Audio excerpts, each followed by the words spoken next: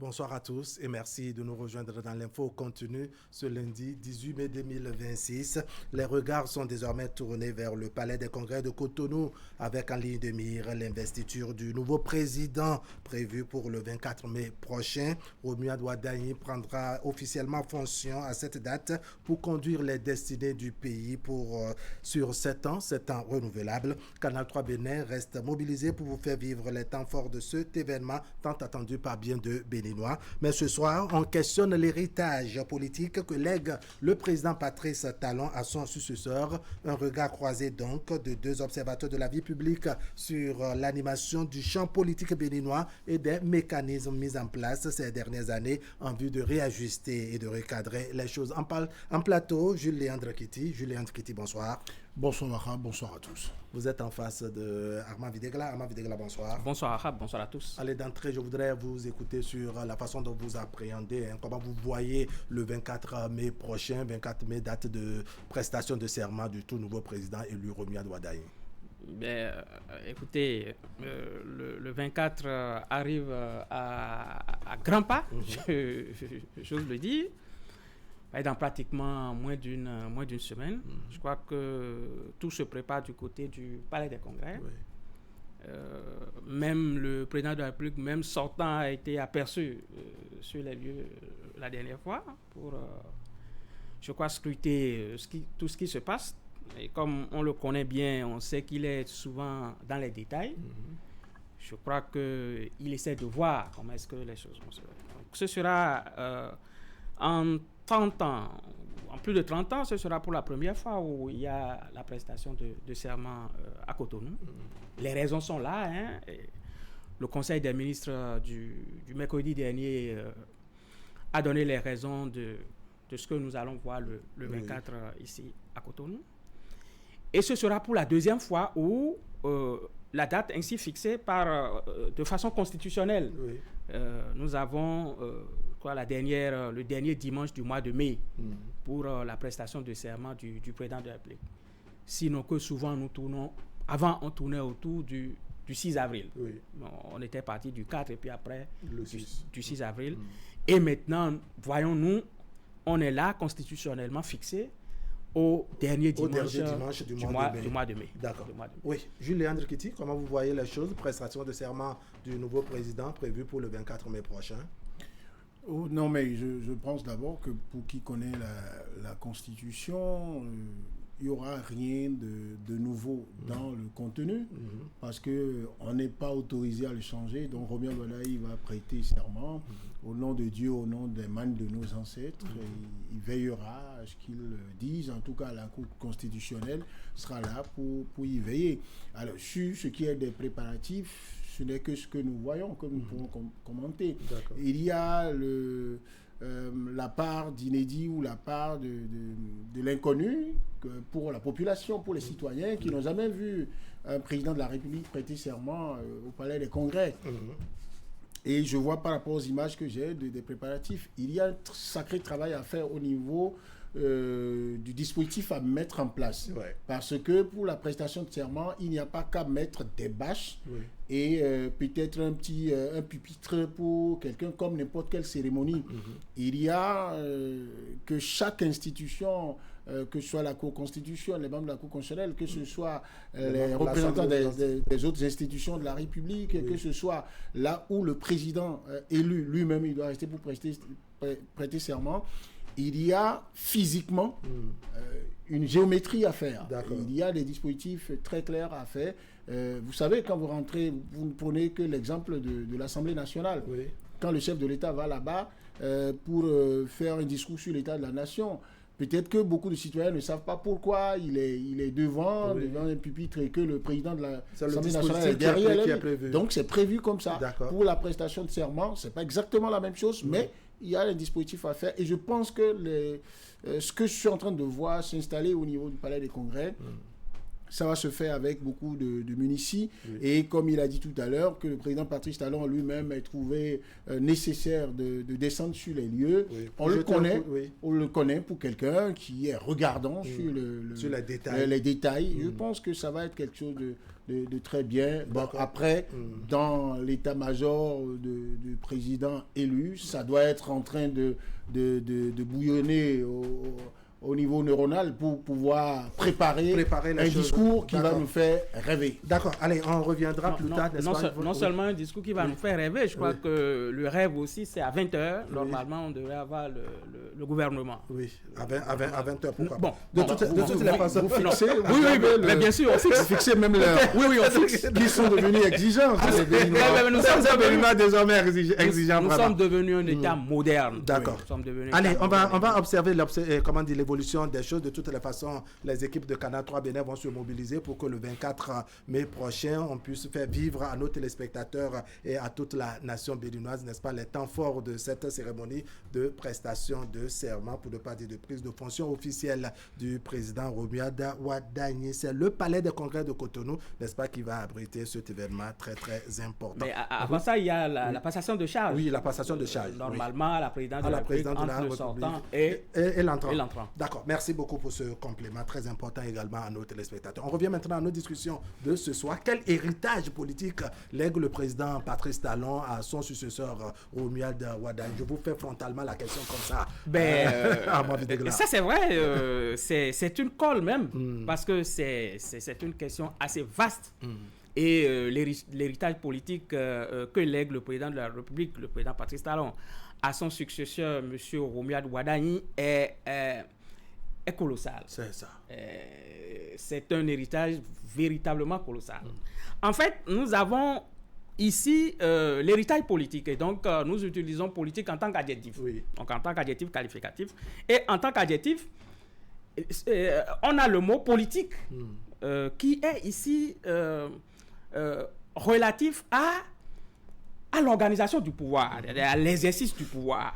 Et puis, nous avons aussi le mot politique qui a rapport avec le gouvernement, les luttes politiques autour du pouvoir. C'est ça. C'est-à-dire que le gouvernement et son opposition. C'est aussi un héritage politique que lègue le président Talon à son successeur. C'est aussi la vie politique. C'est aussi la vie politique. La vie politique en termes de son animation politique. C'est aussi, à ce niveau, l'actualité politique. C'est ça. Vous voyez comment est-ce que les choses, les choses vous ça rend davantage lourd cet héritage. Et non seulement ça, nous avons aussi la politique extérieure du pays. Je prends politique en tant qu'adjectif, mais je le dis en tant que politique extérieure. Pourquoi? Parce que nous avons aussi ce mot qui est relatif à un État. D'accord. D'abord à un État, et puis les relations entre les États. D'accord. Et donc, le président Wadagni a cet héritage-là de la politique extérieure du gouvernement, de la politique extérieure du président Talon. Et donc, vous voyez, c'est globalement ce qu'on peut appeler l'héritage politique quand nous prenons le mot politique comme adjectif. Allez, on va rentrer dans les intestins même, je dirais, de ce que vous venez de dessiner là. Le temps que j'écoute Jules Léandre Kitty, comment vous voyez les choses? Je vous reprends la même question. Quel héritage politique lègue le président Patrice Talon à son successeur Romuald Wadagni? Oui, le président Patrice Talon laisse à son successeur un héritage qui est assez important, qui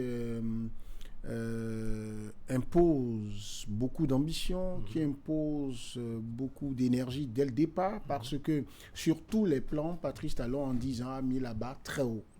D'accord. Et il a réorganisé les choses de sorte à ce que celui qui lui succède soit obligé, qu'il le veuille ou pas, de prendre la barre là où il a déposé et de ne pas être autorisé à redescendre. Alors, sur le plan politique, il faut prendre en compte 3 facteurs. Allons-y. Il y a d'abord le premier facteur qui est la recomposition de la classe politique. C'est-à-dire que les réformes ont conduit à ce que la classe politique soit métamorphosée, le landerneau politique soit métamorphosé. Il faut que Wadaï ait l'intelligence politique pour le lire, pour savoir comment il fait avec les acteurs politiques. Là où il se trouve aujourd'hui, il y en a plein qui se trouvent dans la mouvance présidentielle. Il faut qu'il ait en tête que, comme le dit Napoléon, le cœur le cerveau de l'homme politique se trouve dans son cœur. Non, se trouve dans sa tête, pas dans son cœur. Donc, il faut qu'il le sache et qu'il sache que c'est dans sa tête que ça se fait. Et aucun cours d'eau politique n'est tranquille et sur lequel il faut dormir. D'accord, le second facteur. Le second facteur, c'est l'attelage institutionnel qui a fondamentalement changé. Vous voyez, même Patrice Talon lui-même n'est plus président pour expérimenter le nouveau dispositif institutionnel qu'on a. Il y a le Sénat qui vient, il y a la notion de trêve politique qui va se traduire dans la réalité. C'est vrai, tout le monde y voit un peu d'oxygène pour le président élu. Mais laisser calme pour 6 ans n'est pas non plus un cadeau sur lequel il faut dormir. Donc il faut dire qu'est-ce qu'on y met pour que les acteurs politiques dans le rapport avec l'exécutif ne se sentent pas oisifs pour développer des stratégies qui pourraient s'avérer nuisibles pour le pouvoir. Et le dernier facteur, le troisième qu'il faut prendre en compte, c'est bien l'obligation que le président élu a de traduire dans la réalité l'option faite par le président Patrice Talon, qui est de mettre la politique au service du développement. C'est-à-dire que loin des idéologies qui favorisaient les joutes verbales, électorales et politiques, les invectives, qui donnaient l'impression de voir vivre, respirer une démocratie active, il est question pour Romuald Wadaï de réussir à davantage et mieux que Patrice Talon développer économiquement notre pays sur le plan du tourisme, sur le plan de tous les chantiers de développement qui permettent aux Béninois d'être heureux, d'accord, de manger à leur faim et d'être épanouis au point de pouvoir justifier à la face du monde les licences que nous nous sommes données sur le plan politique, les sacrifices qu'on s'est permis de faire. Parce que vous voyez beaucoup de gens à l'étranger aujourd'hui, ils sont tentés de dire, mais votre démocratie, là, vous l'avez remodelée autrement. Mais pendant qu'ils veulent l'accuser, ils se rendent compte que le pays se développe. Ils se disent, ben, tant mieux. Si votre démocratie, vous la remodelez. Si le modèle béninois, n'est-ce pas, aboutit au développement. Tant mieux. Donc, alors, l'autre n'a pas droit d'accord, comment dire, à ma vidéo, il y a... Il y a 3 facteurs, n'est-ce pas, évoqués tout à l'heure par Jules Léandre Kitty, n'est-ce pas, en termes d'héritage politique. Je cite pêle-mêle comme ça, cette recomposition de la classe politique. C'est sûr que c'est un héritage, un élément dont va hériter tout à l'heure, dois dire, Romuald Wadaï. Comment vous voyez les rapports de force entre l'exécutif, la classe politique, qu'il s'agisse des soutiens de Romuald Wadaï ou même de l'opposition? Oui, c'est cela. J'avais dit que c'était relatif au rapport du gouvernement avec son opposition et la vie politique en général et puis l'actualité politique aussi. Et donc, quels sont les rapports? Vous savez, là, nous avons eu le président Patrice Talon qui a été le président de la majorité, le chef de la majorité. Chef de la majorité présidentielle avec les partis qui ont exercé le pouvoir avec lui. Aujourd'hui, connaissant le passé du président Patrice Talon et connaissant ses rapports antérieurs avec les hommes politiques. Et donc, nous avons eu une classe politique qui a été, une classe politique qui a été mise en respect. En respect total. Et qui a été, je vais dire le mot, on l'a dit la dernière fois, qui a été un tout petit peu docile au pouvoir, dans l'exercice du pouvoir au niveau du gouvernement. Et donc, Romuald Wadaï, qui a cet héritage-là, fera comment? Aujourd'hui, il n'est pas membre, il n'est membre d'aucun parti politique. Nous ne savons pas quels sont ses rapports avec les hommes politiques. Est-ce que on peut le comparer au président Patrice Talon? Non. Et donc, Romuald Wadaï travaillera à être le président, le patron de la majorité. Et vous voyez cette majorité-là aussi qui s'agrandit de jour en jour. Cette majorité, c'est l'UPR, cette majorité, c'est le BR, cette majorité, c'est tout ce qu'il y a comme mouvement politique et tout ça, oui, on devrait aussi les prendre en compte d'une manière ou d'une autre. Et cette majorité aussi, c'est la FCBE qui au lendemain des élections, promet, qui a les deux pieds joints aujourd'hui au niveau de la majorité. Mais comment est-ce qu'on travaille cette majorité qui s'agrandit de jour en jour? Comment est-ce qu'on le fait alors que vous exercez le pouvoir politique, alors que vous-même, vous travaillez sur les politiques publiques, alors que vous-même, vous voyez la trajectoire des choses, vous essayez aussi de lire aussi, c'est aussi un héritage, de lire aussi les faits politiques. C'est ça. C'est très important pour un président de la République qui doit lire aussi les faits politiques. Et qui doit aussi anticiper. Et vous voyez, et donc, tout ça, c'est un héritage assez lourd que Romuald Wardani doit travailler pour s'imposer. Parce que là, qu'est-ce qui va se passer? Bon, on peut suggérer un certain nombre de choses où on peut aller dans les conjectures. Mais qu'est-ce qui va se passer? Une majorité qui n'est pas 2 partis politiques avec des satellites, une majorité qui est avec 3 grands partis ou 4 partis politiques, avec les mouvements à gauche, à droite, qui ont amené le président de la République au pouvoir, parce qu'il ne faut pas les négliger. Comment on gère ça c'est une grosse question. Je vais la faire autrement à Jules Léandre Kitty. Jules Léandre Kitty, tout à l'heure dans votre développement, vous évoquez 3 facteurs et dedans on a retenu la question de la recomposition de la classe politique. Quand on a suivi, je dirais, ces élections du 12 avril dernier, on a su que oui, toutes les formations politiques, n'est-ce pas, de la mouvance, n'est-ce pas, ont apporté leur soutien à Romuald Wardani. Il y a des caciques également de l'opposition, sans oublier FCBE qui a compéti avec Wardani et qui, n'est-ce pas, joint désormais la mouvance. Ça devient également un détail non négligeable. Comment voyez-vous Romuald Wardani réussir à tenir tout ce beau monde comme l'a fait, n'est-ce pas, son mentor Patrice Talon qui va lui passer témoin très bientôt? Oui, j'aime bien votre question, mais ce qui me gêne dedans, c'est le verbe tenir que vous utilisez après. Je pense que c'est pas un standard. Que de dire le président de la République tient ses grands électeurs. Non, Patrice Talon a pris le pouvoir en 2016 dans un contexte politique qui est bien différent de là où nous en sommes aujourd'hui. Pour qu'il gagne les élections en 2016, il a dû être un garçon pile, comme on le dit vulgairement. Il a dû batailler dur. Il y a eu second tour. Parce que le pluralisme, la possibilité pour tous ces partis politiques-là d'avoir, imaginez rappelez-vous combien de candidats étaient au premier tour en 2016. Je crois une trentaine, près de 33 candidats. Le camp Patrice Talon. Donc il fallait batailler dur. Le contexte n'est pas le même, mais il n'est pas plus facile que ça. Aujourd'hui, pour Romuald Wardani, je l'ai dit tout à l'heure, il y a un chantier sur lequel on l'attend. Dès qu'il prend le pouvoir, on a envie de le voir régler les problèmes des Béninois. Parce que la campagne électorale pour les élections présidentielles a été basée sur les besoins, les aspirations des Béninois. Ce qui a fait sortir les Béninois pour dire maintenant que vous avez cessé la politique du vous et là, et pour venir parler de nos problèmes, on peut aller voter et choisir notre président. Donc c'est ce qui s'est passé. Donc on va l'attendre sur ça, sur le panier de la ménagère. On va l'attendre sur la possibilité à continuer à capter les financements pour les grands travaux. On va continuer à l'attendre pour que jeune qu'il est, tout ce qu'il nous a vendu sur le plan de l'économie numérique, ça puisse se faire. On l'attend également sur la recomposition de la classe, le rajeunissement de la classe politique. Ça me rappelle, il y a quelques mois, une chronique que j'avais signée, bien avant les élections législatives et communales, où j'avais dit il y a un phénomène des 3 R qui sera inévitable. Le rajeunissement, le renouvellement et la restructuration de la classe politique. Alors, pensez-vous que la classe politique dont il hérite, n'est-ce pas, est si vieille, elle n'est pas jeune, selon vous?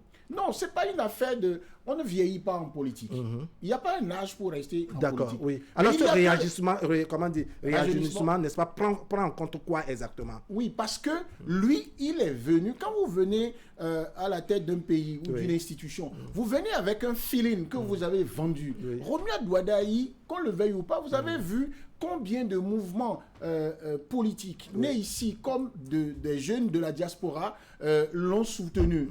Il y a comme une guerre qui ne disait pas son son nom qui se faisait, Oui. ces personnes-là, Romuald Wadaï a envie, sera obligé politiquement, pour s'afficher politiquement, Oui.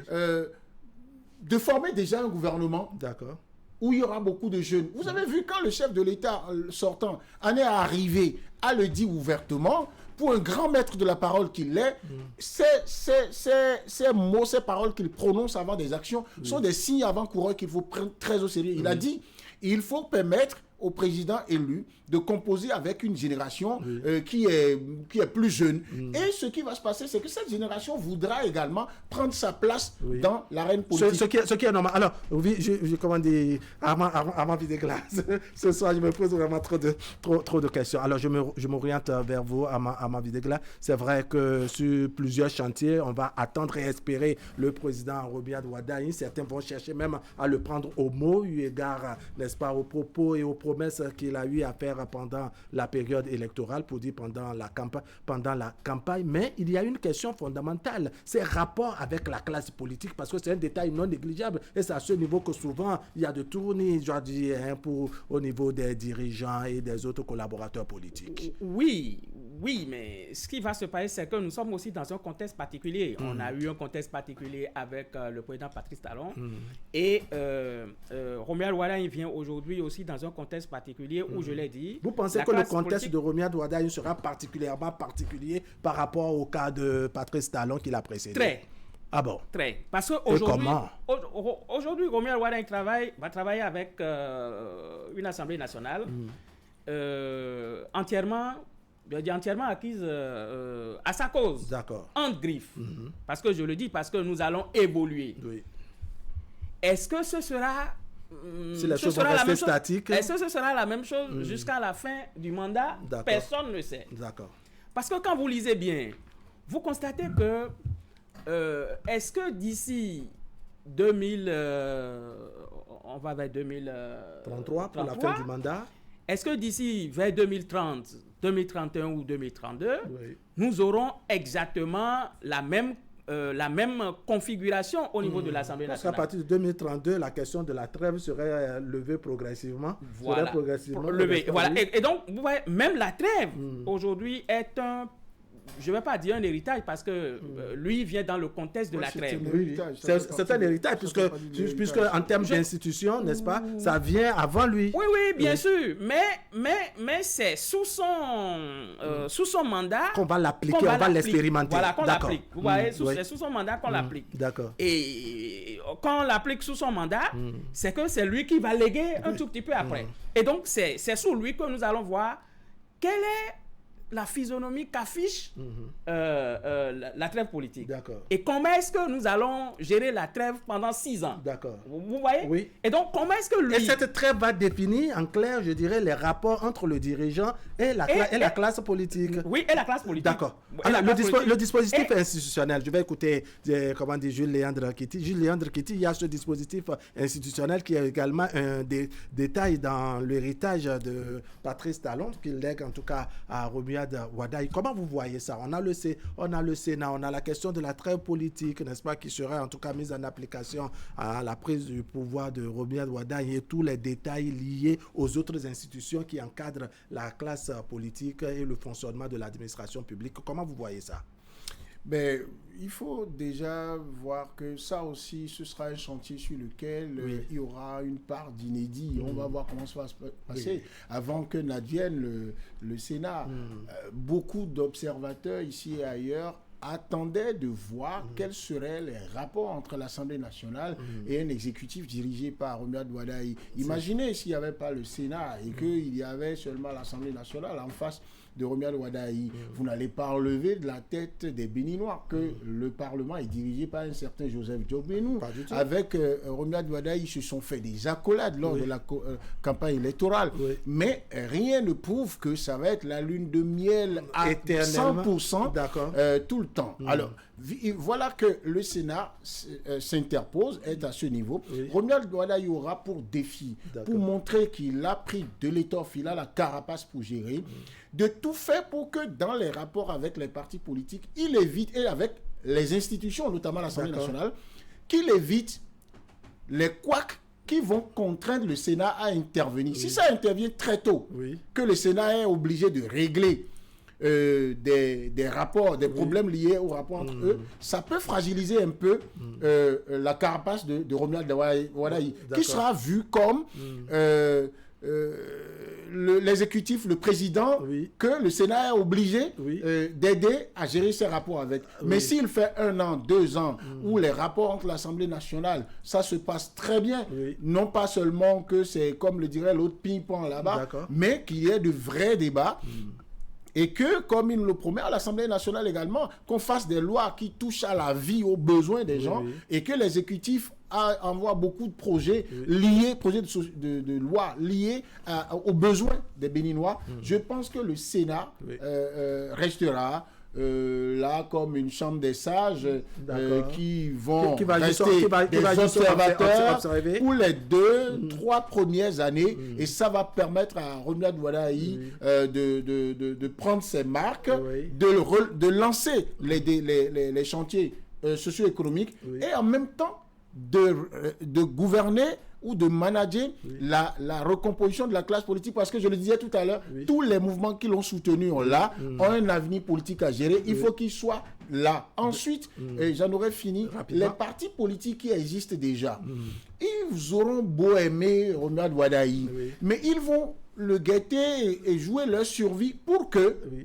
avec la trêve qui en rajoute, ils ne travaillent pas ce que eux, ils sombrent pour que d'ici 6 ans, UP, le renouveau, bloc républicain, et pourquoi pas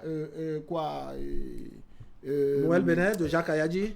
Bon, Moël parce Bénin que c'est un parti qui soutient la mouvance. Oui, bien sûr, que je considère bien, mais à qui sera proposé également, disons la vérité, des mutations. Passons aux réalités du mouvement. Abba Bidegla. Qui est trêve ou pas, 2033 commence le 24 mai. C'est ça. Qu'il y ait trêve ou pas, 2033 commence le 24 mai. En clair, qu'est-ce que vous voulez laisser entendre? En clair, ce ne sera pas un long fleuve tranquille. C'est ça. Ce serait un long fleuve quand même. Ce sera un long fleuve parce que ça va faire 7 ans. Ou 6 ans. Parce que après 6 ans, je crois que même avant... La dernière année est consacrée, n'est-ce pas, à un peu du roya-roya. Oui, parce que, vous voyez, les partis politiques tels que conçus actuellement et tels que, vous voyez, Joseph Diogbenou à l'Assemblée nationale, ce n'est pas pour rien du tout que Joseph Diogbenou prend la tête de l'Assemblée nationale. C'est pour une question de visibilité que Joseph Diogbenou va à l'Assemblée nationale. Sinon, il est membre de droit du Sénat, il pourrait véritablement attendre pour qu'on installe le Sénat et il ne choisir manque quelqu'un pas, d'autre. Joseph Diogbenou, modestement parlant, il ne manque pas de visibilité. Et puis, puisque les lois lui permettent... Vous me laissez parler. Oui, mais... Vous êtes péjoratif. On va écouter Ama Bidegla. Ce n'est pas péjoratif. Oui, allons-y, on écoute Ama Bidegla. Moi, je le dis, et je dis c'est pour des questions de visibilité. Moi, je ne vois pas besoin de visibilité. D'accord, on écoute Ama Bidegla, Et je dis pourquoi? Parce que, normalement, il a pratiquement tout. D'accord. Président du parti, vous l'avez dit. Oui, du parti. Ancien président de la Cour constitutionnelle. Il a une place de droit de l'autre côté. Et il n'y a pas d'autres personnes pour prendre l'Assemblée nationale. Oui, mais puisque la loi ne l'interdit pas. Je suis d'accord. Ne l'interdit pas. Il est donc libre de faire le choix. Il a fait le choix de là où il se trouve actuellement. Je suis d'accord. Et nous sommes en politique. Et ce n'est pas anodin. D'accord. Son positionnement au niveau de l'Assemblée nationale n'est pas du tout anodin. C'est ça. Et donc, c'est-à-dire que vous estimez que le résultat attendu, en tout cas le résultat espéré, on ne peut pas l'avoir si on est au Sénat. Oui, de toutes les façons. D'accord. De toutes les façons. Nous aurons, on ne souhaite pas qu'il y ait des rapports conflictuels. Non, qu'il y ait des clashs, oui. D'accord. Oui, c'est mais pas aussi... pour être, comment dire, à la hauteur des... En tout cas, pas pour être synonyme, de conflit. Qu'il y ait des clashs, oui. C'est naturel. Et quand il y aura de clash, nous aurons de la matière. D'accord. S'il n'y a pas de clash, on n'aura pas de la matière. D'accord. En tout cas, de la matière, on en a besoin. Et là, ce serait votre mot de conclusion. Le temps est passé. Et donc, on on va suivre les rapports entre l'Assemblée nationale, surtout entre l'Assemblée nationale, surtout et le gouvernement. On se dit que beaucoup de choses vont se jouer de l'autre côté. Oui, l'autre chambre. L'autre chambre pourrait s'interposer. On vous aurait compris avant de cela pourrait s'interposer en tant que régulateur.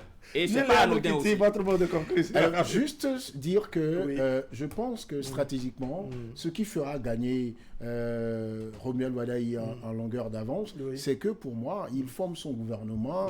Dès la formation de son gouvernement, il est focus sur les résultats qu'on attend de lui. Que le peuple attend de lui. Le peuple attend de lui. Donc il prend le peuple en associé et il produit des résultats. Déjà à la mi-mandat, de sorte à ce que quand les acteurs politiques auront des choses, seront tentés de lui reprocher des choses. Ces résultats peuvent parler à sa place, que les résultats deviennent ses défenses. Et puis on dira, c'est la ligne que Patrice Talon nous a donné. Merci beaucoup.